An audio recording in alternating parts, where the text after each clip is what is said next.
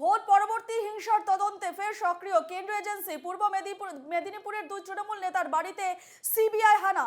মারিসদা থানা এলাকায় দুই তৃণমূল নেতার বাড়িতে এদিন হানা দেয় সিবিআই। তৃণমূল নেতা নন্দ দুলাল মাইতির বাড়িতে তল্লাশি সিবিআই এর। ভোট পরবর্তী হিংসার তদন্তে ফের সক্রিয় কেন্দ্রীয় এজেন্সি। পূর্ব মেদিনীপুরের দুই তৃণমূল নেতার বাড়িতে সিবিআই হানা।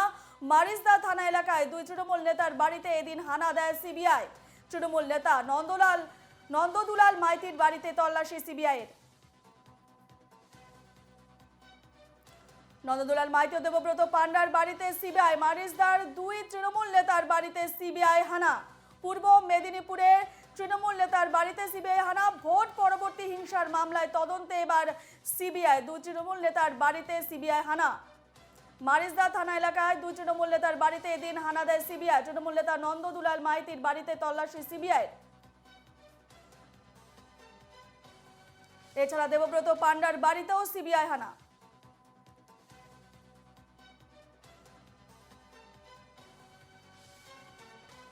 ভোট পরবর্তী হিংসার তদন্তে ফের সক্রিয় উঠেছে কেন্দ্রীয় এজেন্সি। পূর্ব মেদিনীপুরের দুই তৃণমূল নেতার বাড়িতে সিবিআই হানা।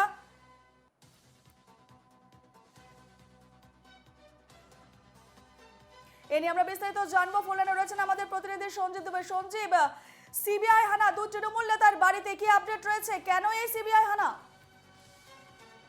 যেটা সবচেয়ে বড় গুরুত্বপূর্ণ বিষয় যে লোকসভা ভোটের দিন এগিয়ে আসছে, অর্থাৎ 25শে মে কিন্তু লোকসভা ভোট রয়েছে কাঁথি এবং তমলুক এই দুই কেন্দ্রে।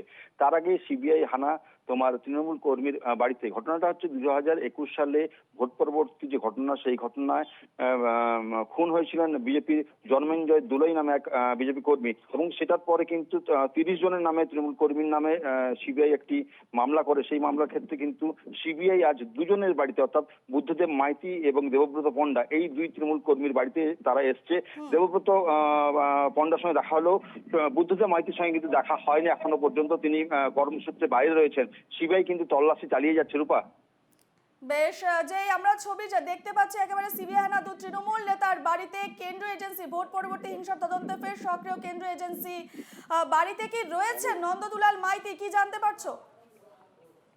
দেখো, যেটা জানা যাচ্ছে যে নন্দদুলাল মাইতির বাড়িতে গেছে, অর্থাৎ তার ছেলে বুদ্ধদেব মাইতিকেই কিন্তু মূলত খুঁজছে, কারণ তারই নাম রয়েছে ওই মামলাতে।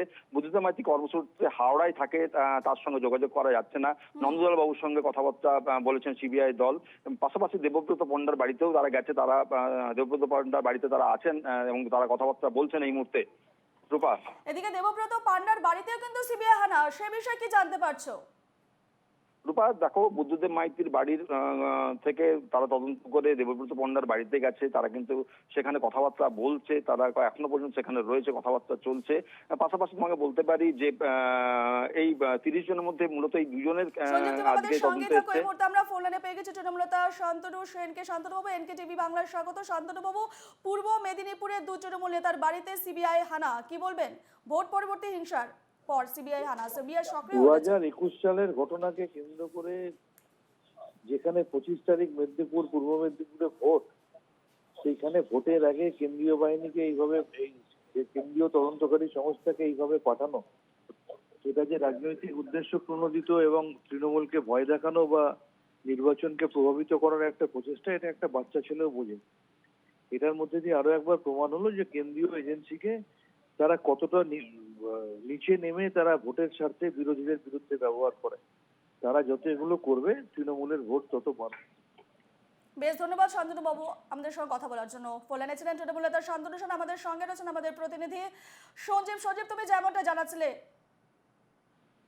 একদম রূপা, যে ঘটনা তোমাকে আবার বলি যে 2021 সালে অর্থাৎ বিধানসভা ভোট পরবর্তী যে হিংসা, সেই হিংসার ঘটনায় কিন্তু কাঁথিতে ভাজাচালি সুজাপুর যে গ্রাম, সেখানে জন্মেঞ্জয় দুলই নামে যে বিজেপি কর্মী, তিনি খুন হয়েছিলেন, এবং এই খুনের পরে কিন্তু 30 জন তৃণমূল কর্মীর বিরুদ্ধে কিন্তু মামলা দায়ের করা হয়েছিল।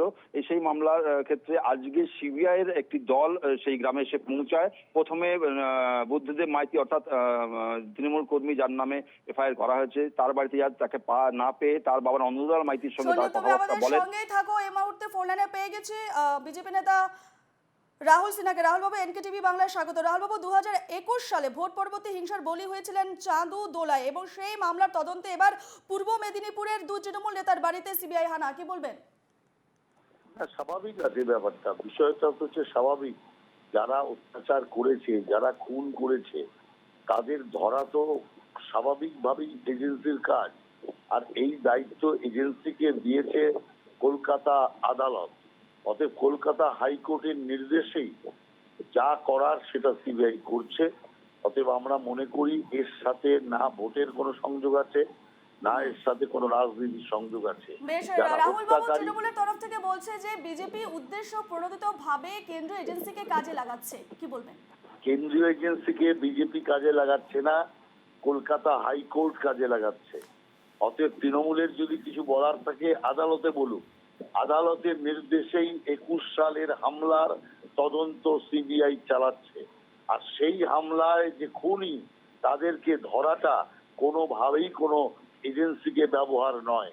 আর ব্যবহার যদি করে থাকে আদালত করছে, আদালতের নির্দেশে তদন্ত চলছে। অতএব তৃণমূল শাক দিয়ে মাছ দেখার চেষ্টা করার যে চেষ্টা করছে সেটা ব্যর্থ হবে।